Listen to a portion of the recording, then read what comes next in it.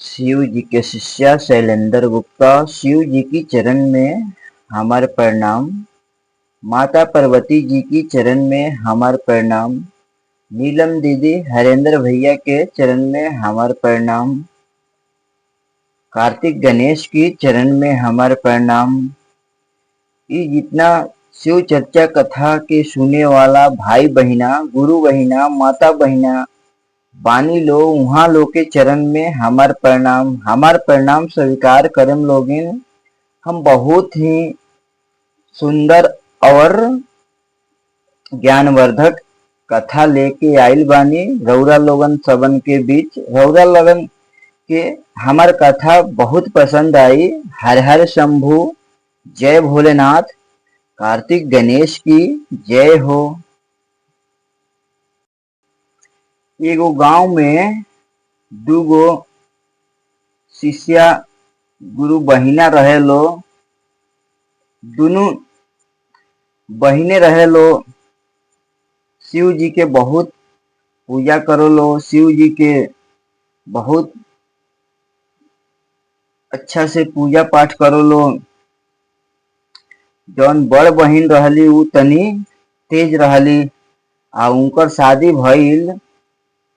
एके घर में दोनों जानी के शादी भइल।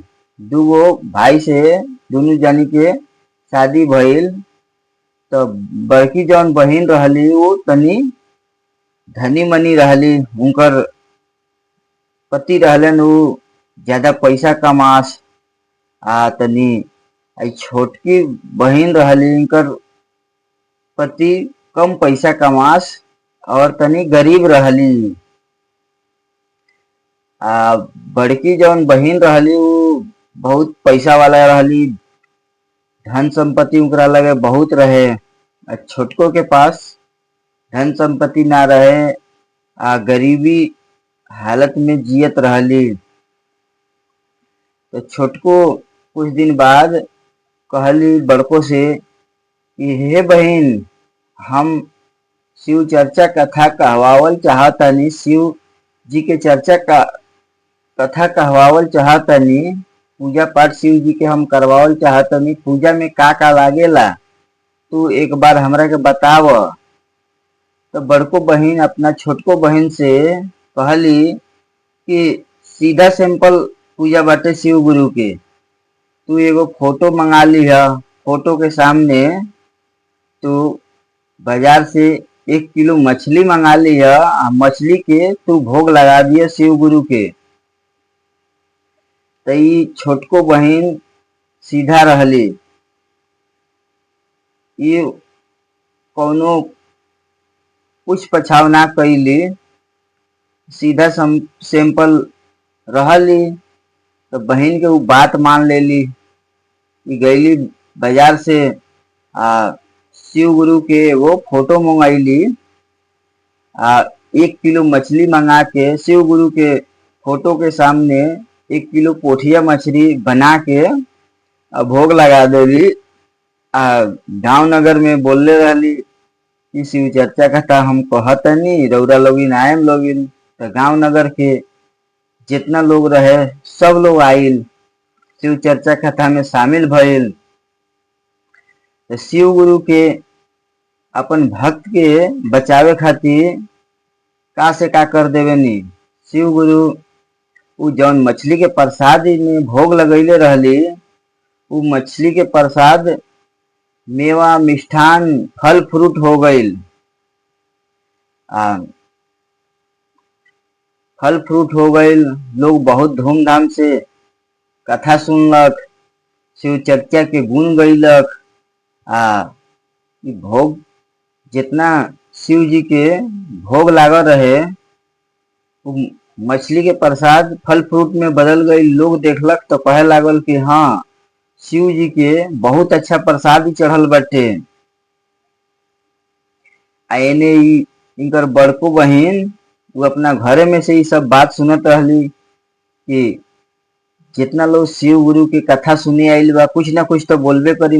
मछली के भोग हम लगवैले बानी। तो घरे से सुनत रहली, जात ना रहली। तो जैसे पूजा पाठ हो गईल, आरती के समय भइल, तो आरती उरती भइल, ई प्रसाद वरसाद बंटवावे लगली। तो कहली कि का बात बाटे।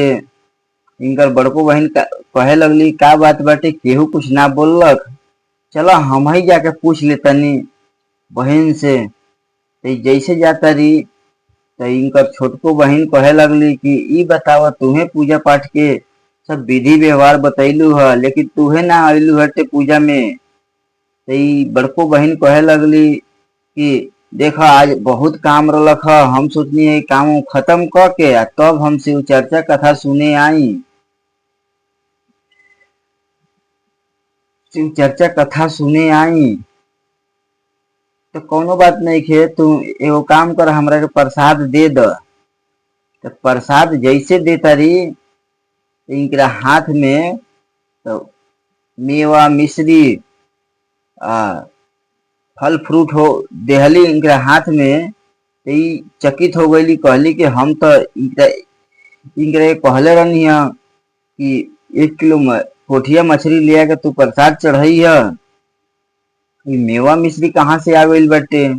जैसे गौर से हाथ में देखा तारी छोट छोट बच्चा सांप के इनकरा हाथ में बाटे प्रसाद, वो छोट छोट सांप के बच्चा के रूप में हो गई।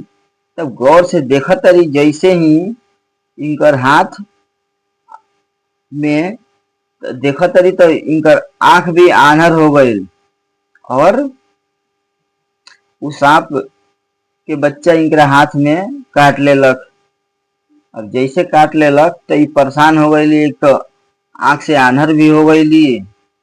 तो जैसे तैसे करके एगो गांव के बाहर शंकर जी के मठिया रहे, ओजा साधु संत लोग रहत रहे।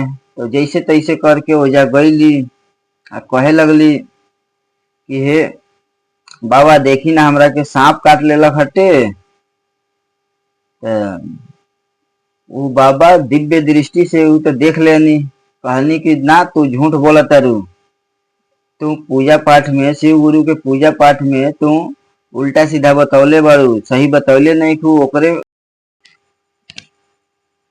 तब साधु के पैर में गिर गईली, चरण में गिर गईली, अब माफी मांगे लगली, कहली कि रउरा माफ करके हमरा के सही करी। तो साधु कहे लगनी कि देख, तू हमरा से माफी मांगबू तो कोनो फायदा नहीं थे, तू जाके अपना बहन से तू छल कैले बारू, पूजा पाठ में गलती बतौले बारू, तू जाके अपना बहन से माफी मांग। तो तुरंत वजह से ही जैसे तैसे करके अपना बहन लगे आईली। अब बहन के चरण में गिर गईली, कहे लगली कि बहन माफ कर, तरह के हम गलती उल्टा सीधा हम तरह के शिव गुरु के पूजा पाठ बतौले बानी, तू माफ कर।